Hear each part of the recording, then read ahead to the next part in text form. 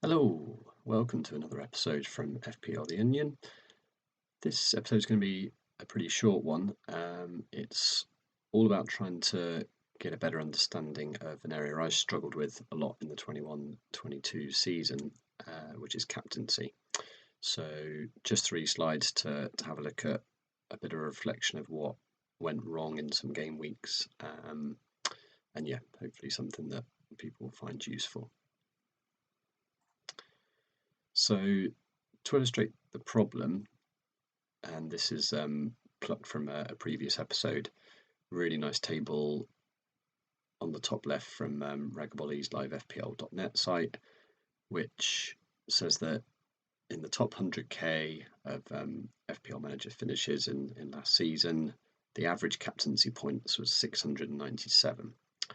And myself finishing 105k, I think I can just about use that 697 average as a good benchmark.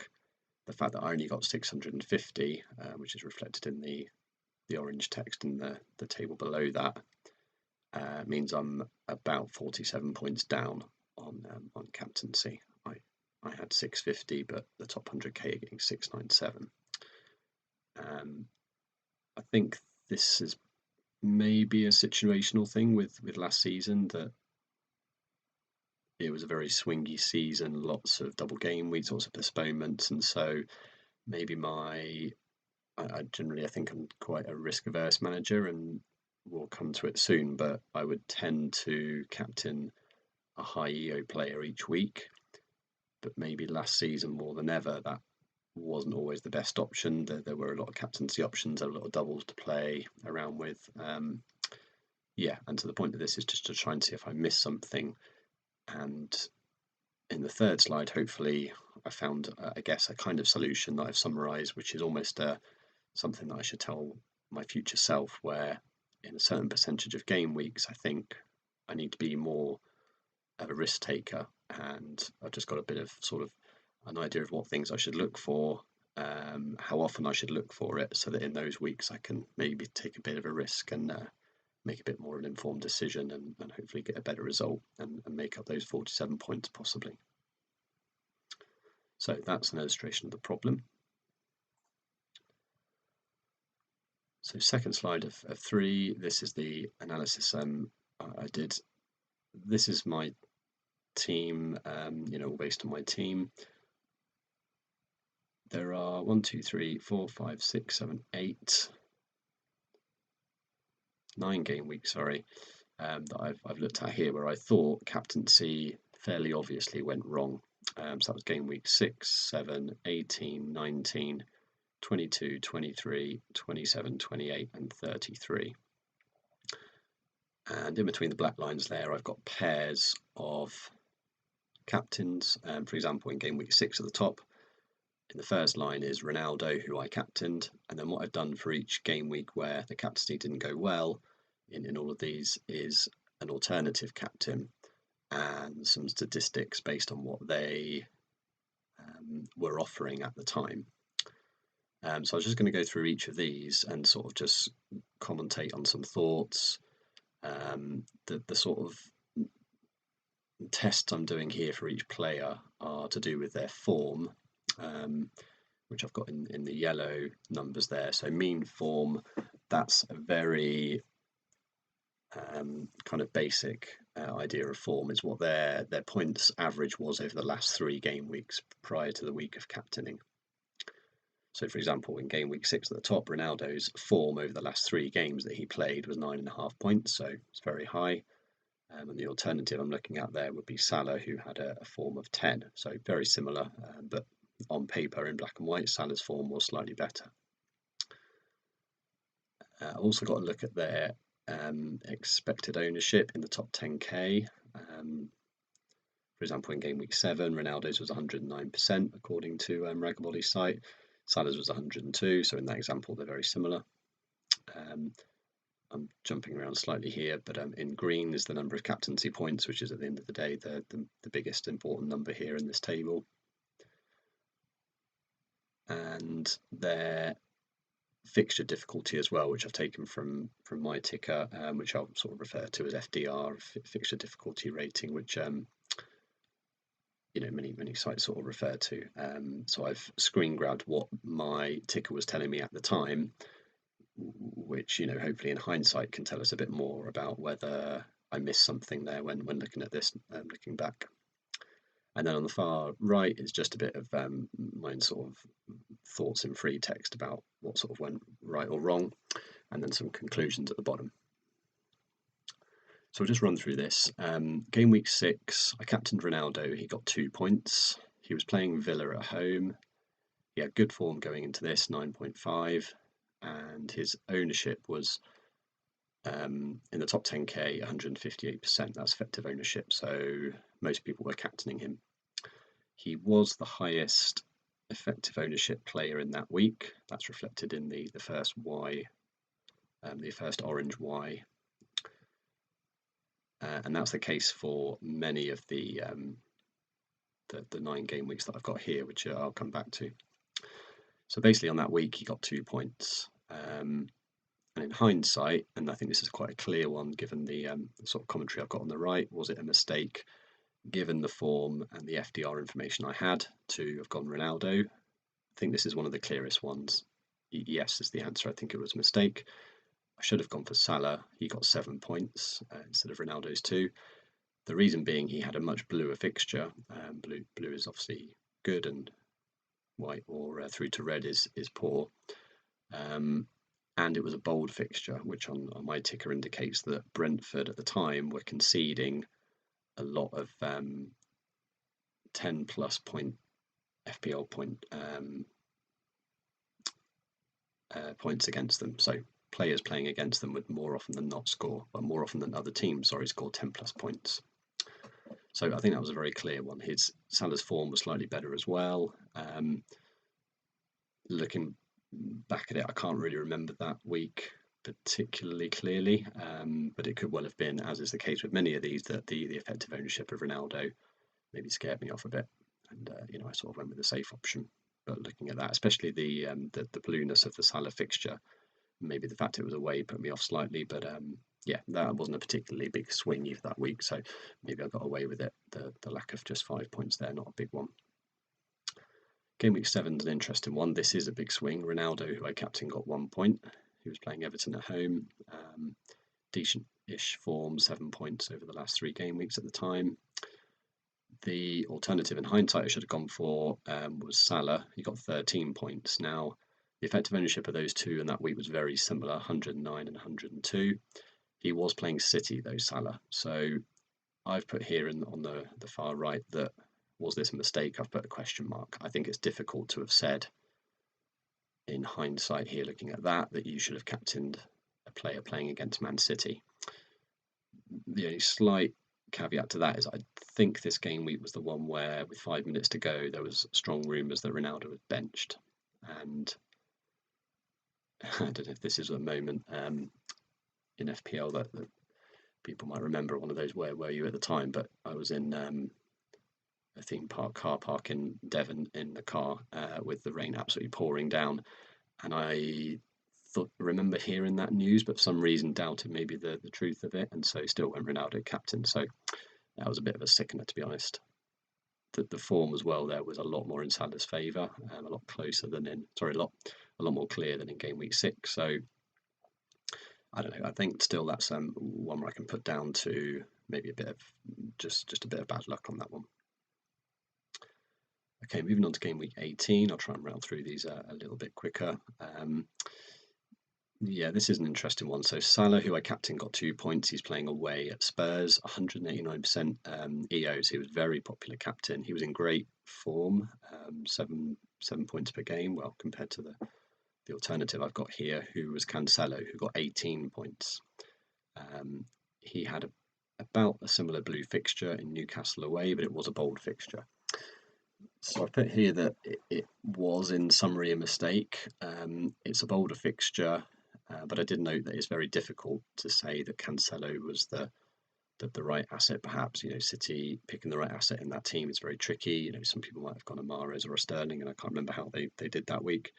I do remember Luke Disable going for Cancelo this week, so a well-known person in the FPL community. So for sure there were people gambling on that week, and looking at it, Spurs away. Okay, Salah's in good form here, but I think again that might have been a very strong. Oh, it's a high EO. Should I go against Salah at that moment? Moving on to game week 19, this is a free hit week. I captain Ronaldo, he got 1 point. He was playing Newcastle away, a kind of light blue fixture, so not the greatest, but it was a bold fixture, and his form was decent going into that. 8 points in the last, on average, over the last 3 game weeks.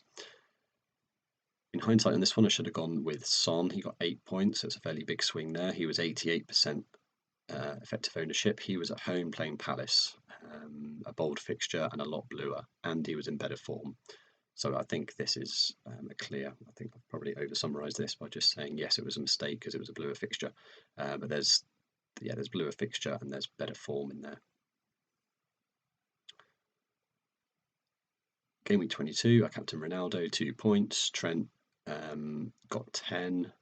Now, the rest of these 22, 23, 27, 28, 33 fixtures are all involving doubles, which I think now is you'll see that on the right, all of my sort of summaries start to get very question marky, and I think it's one of these where how do you weigh up a doubler versus a single game weeker in terms of captaincy? But again, I'll sort of individually go through these, but I think this is where it becomes a bit more difficult to measure that importance of double versus single. I mean, for sure, you'd say Ronaldo is a great double game week captaincy choice, and I think this is the week where Fernandes got 23 points. So the fact that Ronaldo gets 2, and I've put the alternative here as Trent, 98% EO with similar form. Maybe we could put Fernandes here, but this is an interesting one where is it better to captain someone with a really blue fixture and only a single week in Trent compared to what looks like a fairly out of form United with 2 tricky fixtures in Villa and Brentford both away, white and reddish fixtures. In this case, yes, it was better to go Trent. But they're both playing for decent teams. United and Liverpool both top 6. Okay, United had a poor season last season, but I don't think it's a clear cut as the next one, say, where you've got King at Watford with a double versus KDB. Now, this is the week where my co-host on the YouTube channel here, normally Nick, captained KDB. He wildcarded this week. KDB there is an alternative captain that has got Southampton away in bold, but a single fixture. But it's a decent blue one, and he's in good form, 7 points on average over the last 3, whereas King is in poor form, 3 points a game. Lo and behold, he gets 3 points in this week, but he had a plum Norwich at home fixture, which is bold, and then a bonus Burnley away fixture. And this is a huge swing. I mean, 96% EO for King, and KDB was 18%. So yeah, it's a huge swing for Nick, albeit only 5 points if you own them both. Game week 27, I captained Weghorst. I think a lot of people did here, 158% EO. Both fixtures were blue. Palace away and Leicester at home. His form wasn't too bad, 5.3. I think he'd come in and got an assist, was it against United, and then got a 12-pointer against someone. This is similar to game week 23, though, a poor team with a double in Burnley in this case. Is it better to go with an alternative of a big hitter? In this case, Son. I put Kane as well because I think he also had a good week, but Son I think had the less than Kane. He got 9 points. Son 86% EO and against Leeds. So I think maybe those last 2 examples in 23-27 say that if there is a team that's doubling, but they're a relegation threatened team, it's maybe not a good idea to captain. Fine owning them might be enough, but captaining King and captaining Weghorst in hindsight seems crazy. Okay, the penultimate week I've got here is game week 28. This is when Salah was playing West Ham. He was in excellent form here, 10 points per game over the last 3. but he blanked in this one. He got 3 points in a home game against West Ham. Now here I'm captain someone who's playing a top 16, which again, like the game week 7 example, and in hindsight I'm saying I should have gone Salah against City. It's maybe not a good idea. The alternatives in this week at 28, James got 18 points, and Coutinho absolutely smashed it with 23. And Salah owes over 100% there, but James and Coutinho 67 and 55 respectively. Both James and Coutinho had doubles. James, if people remember, actually got injured in the first game and so didn't complete that game, so he got 18 in one game, and blimey, if he got another 10 in the other game, that would have been absolutely heroic week. This is a really tricky one. I mean, Salah, yeah, you'd say on paper, okay, he's got a great blue fixture, but he is playing a top 6 team, so is that quite risky? James Coutinho, 2 fixtures, but certainly in James's case, they were red. Okay, Norwich is a bold fixture. Coutinho had really poor form going into this, the worst actually of anyone on this table, and yet coming out with a 23-pointer is really impressive. Maybe that's a bit more an indication of Southampton and Leeds, who at the time weren't conceding a lot of 10-point hauls. According to my ticker, neither of those are bold. So again, I've put this down as a question mark. I think it's difficult in hindsight to say this was an error, particularly as I've said in the last 2 examples, like you should go with a single game weaker, in a premium team rather than a doubler. Whereas here I did indeed go for a premium with a single week, and it didn't work out. So I think that's probably just down to variance. And then lastly, in game week 33, Fernandes, he got 3 points despite that plum Norwich fixture. This is me getting on the wrong end of United assets again. Ronaldo got 17 points, I think, in this game week. Again, only playing the first game. He was didn't play in the Liverpool second game with the double. And here I've put that Salah was the alternative. He's playing United. Obviously, he got that huge 20-plus point haul earlier in the season against United. Both players weren't on great form here at all. 3 points in the last few weeks, so maybe the writing was on the wall there with Fernandes. I've actually put this down in summary as a no, I didn't make a mistake here. The captain that I went for had a better fixture difficulty rating. The Norwich fixture is bold compared to Salah's, and he had the Liverpool game as a bonus. They have the same form, and Salah is playing a top 16, albeit Salah's head-to-head against United suggested earlier in the season there was something special about to happen there for Salah. So again, I think that one was a bit of bad luck. So that's the sort of running commentary of the thoughts through there. It's obviously a bit more, I think, uncertain as we go through the weeks whether I made clear mistakes, but certainly I think at the beginning, when it's a comparison of a single game weaker versus a single game weaker, I think all have some evidence that I made a mistake, and so I think that's something I need to take through into next season. So that's what I tried to summarize at the bottom, which I'll then summarize on another slide in a moment, just to wrap this up. But thanks for anyone that's got this far and stuck through that sort of commentary. Hopefully, you've got this on the screen to help guide you through it. So what I've done there at the bottom in the purple sort of text is start to do some averages of how often these things were happening.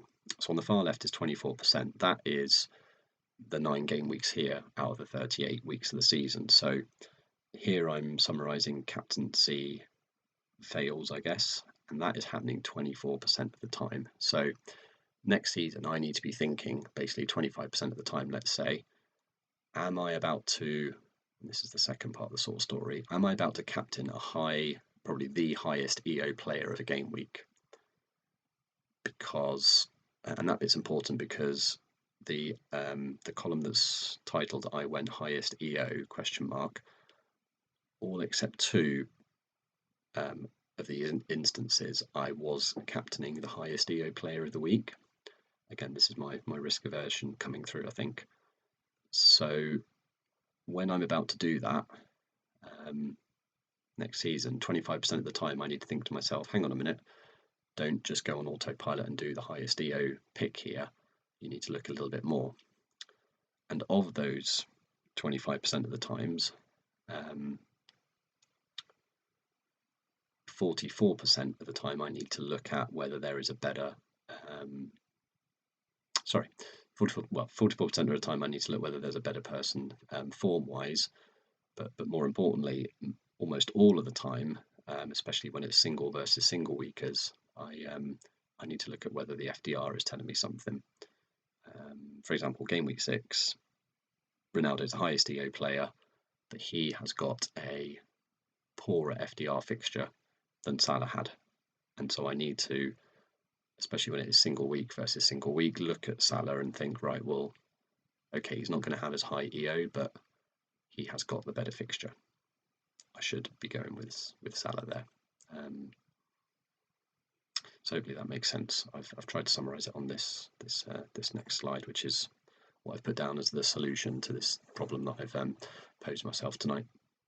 So this is the sort of thing that I'm going to hopefully pin to my eyelids a bit when I'm playing next season, and try and tell my future self. So in approximately 25% of game weeks, I've chosen a ball captain. That's what we sort of derive from the 9 game weeks of 38.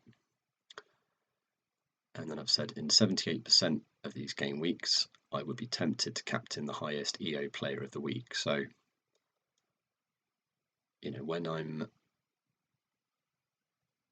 making these mistakes, it very usually is when I'm captaining the highest EO player. And then in this situation, I need to check that there isn't a player with a better FDR as a captain alternative. That is much more important than the FDR than form, because only 50% of the time will an alternative captain have better form. And if all these things are true, I should strongly consider captaining that alternative.